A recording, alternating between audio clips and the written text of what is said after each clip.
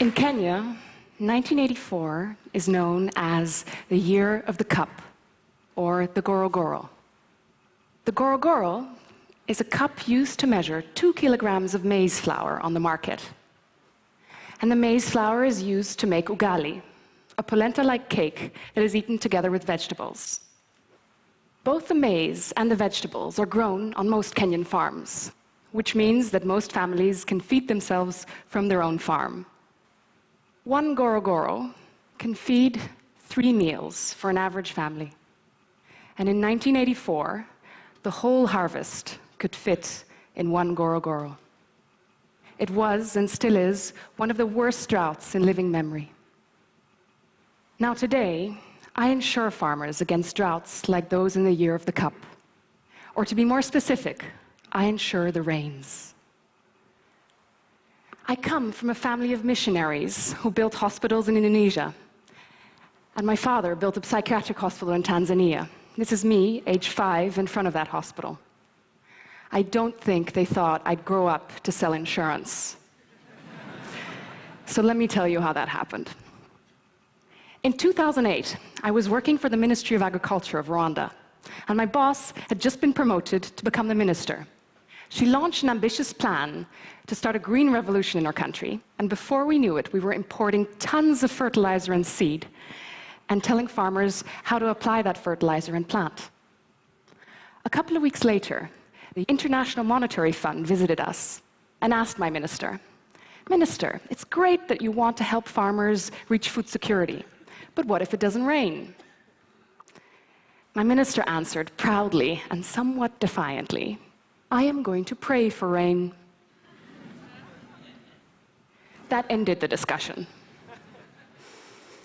On the way back to the ministry in the car, she turned around to me and said, "Rose, you've always been interested in finance. Go find us some insurance." It's been 6 years since, and last year I was fortunate enough to be part of a team that insured over 185,000 farmers in Kenya and Rwanda against drought. They owned an average of half an acre and paid on average €2 in premium. It's micro-insurance. Now, traditional insurance doesn't work with €2 to €3 of premium, because traditional insurance relies on farm visits. A farmer here in Germany would be visited at the start of the season, halfway through, and at the end, and again if there was a loss to estimate the damages. For a small-scale farmer in the middle of Africa, the maths of doing those visits simply don't add up. So instead, we rely on technology and data. This satellite measures whether there were clouds or not. Because think about it. If there are clouds, then you might have some rain. But if there are no clouds, then it's actually impossible for it to rain. These images show the onset of the rains this season in Kenya. You see that around the 6th of March, the clouds move in and then disappear. And then around the 11th of March, the clouds really move in. That and those clouds were the onset of the rains this year. This satellite covers the whole of Africa and goes back as far as 1984. And that's important, because if you know how many times a place has had a drought in the last 30 years, you can make a pretty good estimate what the chances are of drought in the future. And that means that you can put a price tag on the risk of drought. The data alone isn't enough. We devise agronomic algorithms which tell us how much rainfall a crop needs and when. For example, for maize, at planting, you need to have 2 days of rain for farmers to plant, and then it needs to rain once every 2 weeks for the crop to properly germinate. After that, you need rain every 3 weeks for the crop to form its leaves, whereas at flowering, you need to rain it more frequently, about once every 10 days for the crop to form its cob. At the end of the season, you actually don't want it to rain, because rains then can damage the crop. Devising such a cover is difficult, but it turned out the real challenge was selling insurance. We set ourselves a modest target of 500 farmers insured after our first season. After a couple of months of intense marketing, We had signed up the grand total of 185 farmers. I was disappointed and confounded. Everybody kept telling me that farmers wanted insurance. But our prime customers simply weren't buying. They were waiting to see what would happen, didn't trust insurance companies, or thought, I've managed for so many years, why would I buy insurance now?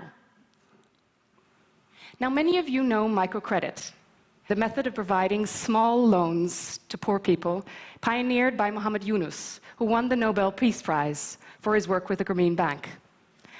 Turns out, selling microcredit isn't the same as selling insurance. For credit, a farmer needs to earn the trust of a bank. And if it succeeds, the bank will advance him money. That's an attractive proposition. For insurance, the farmer needs to trust the insurance company and needs to advance the insurance company money. It's a very different value proposition. And so the uptake of insurance has been slow, with so far only 4.4% of Africans taking up insurance in 2012. And half of that number is in one country, South Africa. We tried for some years selling insurance directly to farmers, with very high marketing cost and very limited success. Then we realized that there were many organizations working with farmers. Seed companies, microfinance institutions, mobile phone companies, government agencies, they were all providing loans to farmers. And often, just before they'd finalize the loan, the farmer would say, "But what if it doesn't rain? How do you expect me to repay my loan?" Many of these organizations were taking on the risk themselves, simply hoping that that year, the worst wouldn't happen. Most of the organizations, however, were limiting their growth in agriculture. They couldn't take on this kind of risk. These organizations became our customers. And when combining credit and insurance, interesting things can happen. Let me tell you one more story. At the start of February 2012, in Western Kenya, the rains started, and they started early. And when rains start early, farmers are encouraged because it usually means that the season is going to be good. So they took out loans and planted. For the next 3 weeks, there wasn't a single drop of rain, and the crops that had germinated so well shriveled and died. We'd insured the loans of a microfinance institution that had provided those loans to about 6,000 farmers in that area. And we called them up and said, "Look, we know about the drought. We've got you. We'll give you 200,000 euros at the end of the season." They said, "Wow, that's great, but that'll be late. Could you give us the money now? Then these farmers can still replant and can get a harvest this season." So we convinced our insurance partners, and later that April, these farmers replanted. We took the idea of replanting to a seed company and convinced them to price the cost of insurance into every bag of seed. And in every bag, we packed a card that had a number on it. And when the farmers would open the card, they'd text in that number, and that number would actually help us to locate the farmer and allocate them to a satellite pixel. The satellite would then measure the rainfall for the next 3 weeks, and if it didn't rain, would replace their seed.